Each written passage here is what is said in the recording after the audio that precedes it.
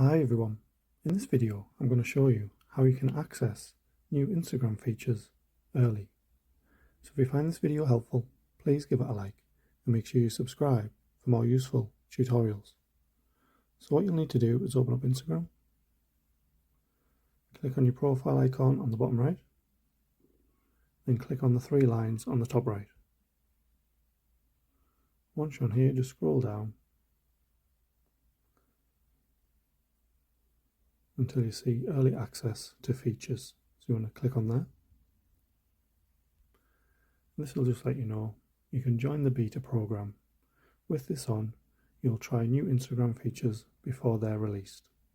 Instagram may be unstable because features are still in development. You can leave this program at any time. So obviously all you'll need to do is toggle that on, and that'll give you early access to Instagram features. Thank you for watching.